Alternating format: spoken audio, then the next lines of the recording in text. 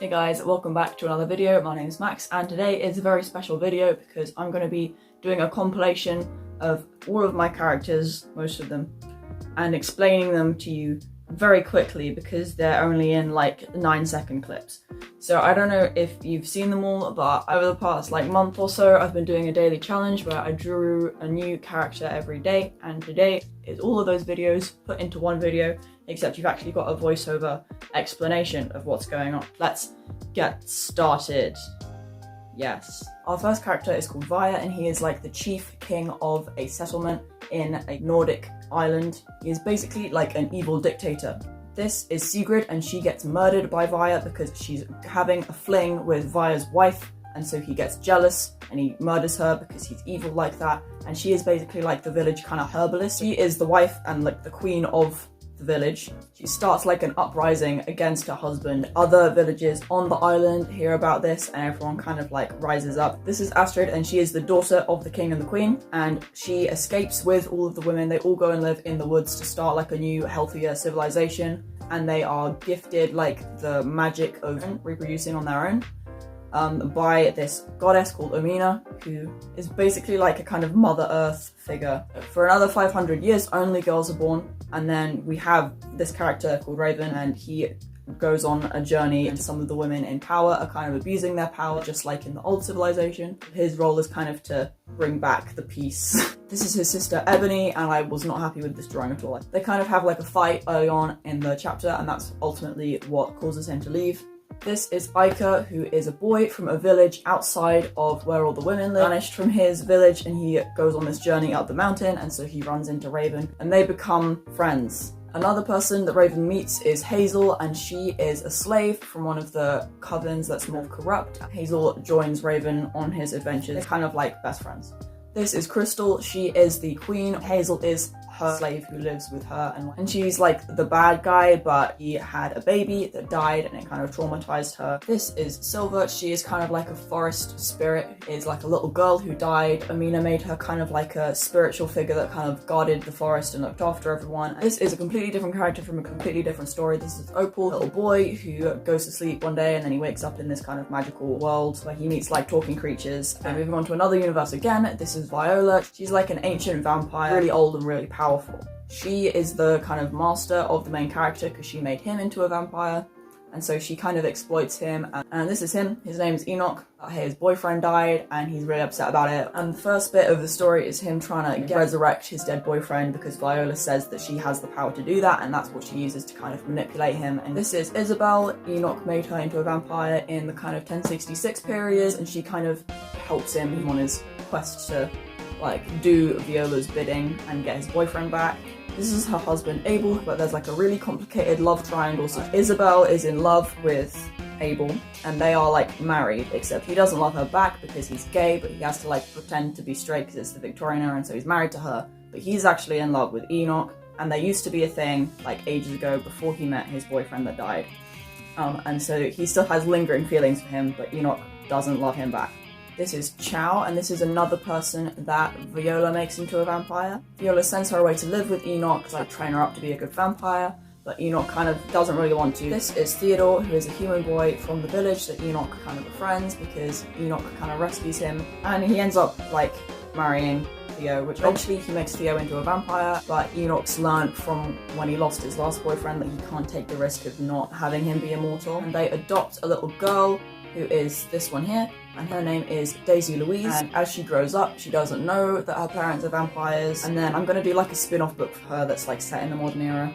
This is Tyler, and she is from a completely new book. She moves to a new town with her dad, and there's this big sort of legend in the town about this boy that went missing. The story kind of becomes like a murder mystery of them trying to find out who killed this boy. This is Ash, who lives directly next door. Their bedrooms share a wall. He's agoraphobic, so he doesn't leave the house, and they kind of try and solve the mystery of this boy's murder together.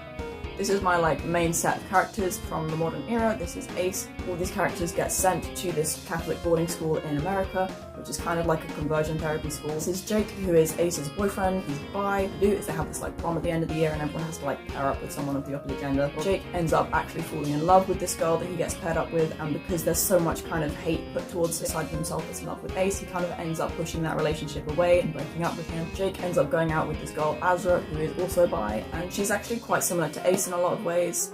She's very fun and like bubbly, slightly more studious than he is, and she was best friends with this girl called Celeste, but then Celeste kind of distanced herself from her after what happened with her and Jake, because Celeste was in love with her kind of secretly. Ace and Celeste are kind of best friends because they've both got this kind of mutual dislike for Azra.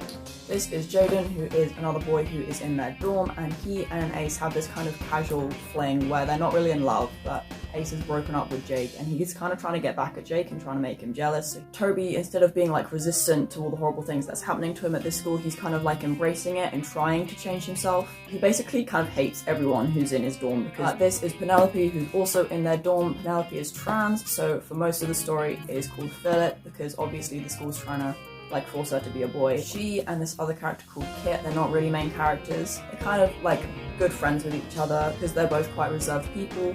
They don't really share a lot with other people in the group. They're just sort of background people. Okay, new story. This one is set in more kind of like the near future. This is Thomas. He is the main character and he has all of these issues with sleeping, and he goes to this like witchy shop in the town and asks if they've got anything to help, and that's where he meets Indigo, who is she runs the shop, and she's actually part of this like sleep cult, and they believe in this kind of accessing a higher plane through sleep, and so she introduces Thomas to this character called Dorian, and he is the cult leader, and he takes an immediate liking to Thomas and they kind of fall in love, but then they like fall out and Thomas doesn't believe in the alternate reality stuff. This is Sadie. She is the niece of Indigo and she's really funny. I really like her. She is kind of Thomas's best friend. And she's also mates with this character called Colin, but he spells it like this because he's like an attention seeker and he thinks he's special. He is kind of an asshole. He has like a crush on Sadie and is always flirting with her, and she kind of likes him back, but she doesn't want to commit to a relationship with him because she knows that he's kind of trouble and he's not really that great of a guy. Okay, this story is set in the future. This character is called Quinn. He is sent up into space with an army of space soldiers to try and like conquer another planet for humans to go and live on. They have this kind of disastrous mission where everyone dies except Quinn and the captain, and he has a little girl on Earth that is like at home waiting for him and he really misses her. And if he got to choose, he wouldn't have left, but people were kind of conscripted to go to fight this war in space. But while they're on this planet, they run into this like spaceship that's crashed, and on board is this character Lucius, and he is like a space pirate, and they say that they will let them go with them on their spaceship if they've got the parts to fix it. And it just so happens that they have got similar parts back at their base, so they have to go on this mission back to their base. And this character is called Star, and they are a like celestial being who basically looks like a human, can turn into a cat and spends a lot of time as a cat, but is actually like thousands and millions of years old. And at one point they meet up with this guy who is called Novak, and he is the son of one of the main kind of space leader. He kind of discovers what's going on. The kind of space mission is kind of kept secret from the general public, but when Novak finds out what's going on, and he threatens to like spread the secret, his dad kind of has no choice but to either like kill him or send him into space. And he was gonna make him join the army, and he did, but then Novak kind of defected from the army and escaped and deserted, and so there's kind of like a death warrant out for him because that's what happens when you leave the space army, you get like shot. At one point they meet this character, the last one. His name is Orca, and he is kind of like a basically Frankenstein's monster style experiment where this scientist has chopped up bits from all different species of alien and put them together. That was a lot of talking. This is a 40-minute video I must now edit down into 5 or something silly like that. I hope you enjoyed it, and I hope to see you next time, and if you have more questions about my characters then let me know in the comments, and I'll see you next week.